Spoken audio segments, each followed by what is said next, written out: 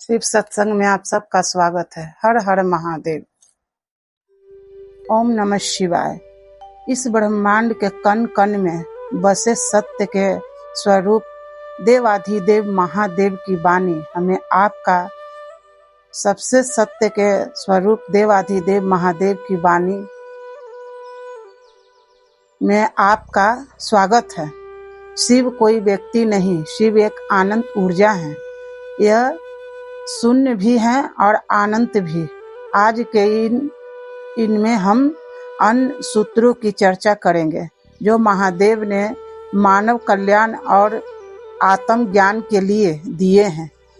जब जीवन की भाग दौड़ में मन अशांत हो तब शिव वाणी ही वह मार्ग है जो हमें स्वयं से मिलाती है।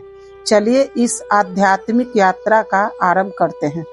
महादेव कहते हैं, मोह ही दुख का कारण है, परंतु वैराग का अर्थ संसार को छोड़ देना या जंगलों में चले जाना नहीं। वास्तविक वैराग का अर्थ है संसार में रहते हुए भी किसी भी चीज से मोह न रखना।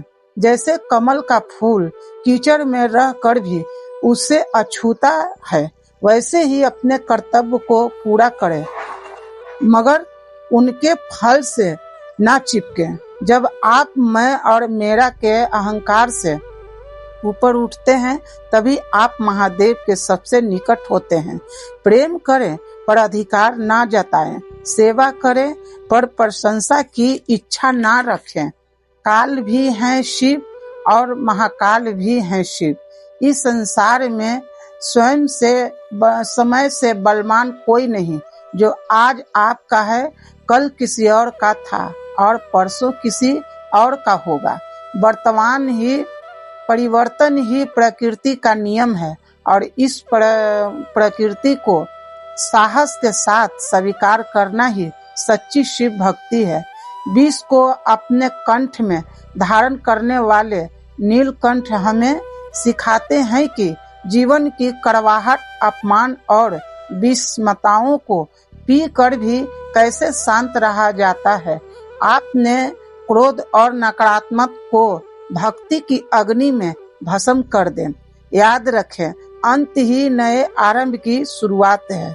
शिव का संदेश स्पष्ट है, कर्म ही पूजा है।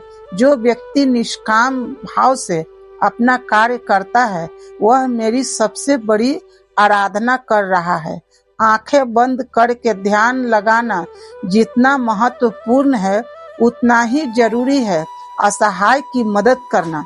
भक्ति का अर्थ सिर्फ मंत्र जपना नहीं, बल्कि अपने भीतर के पशु तत्व स्वार्थ, ईर्ष्या, वासना को त्याग कर पशुपति बनना है।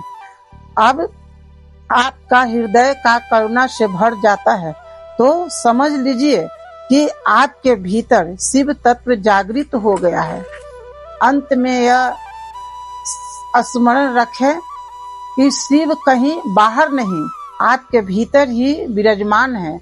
उन्हें खोजने के लिए कहीं जाने की आवश्यकता नहीं, बस थोड़ी देर एकांत में बैठकर और अपनी सांसों की गति को महसूस कीजिए और वहां भी सो हम की ध्वनि में महादेव ही बसे हैं।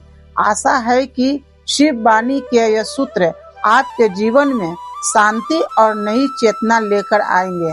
अगर ये कथा आपको पसंद आई हो तो कमेंट में हर हर महादेव जरूर लिखें और सब्सक्राइब करना ना भूलें।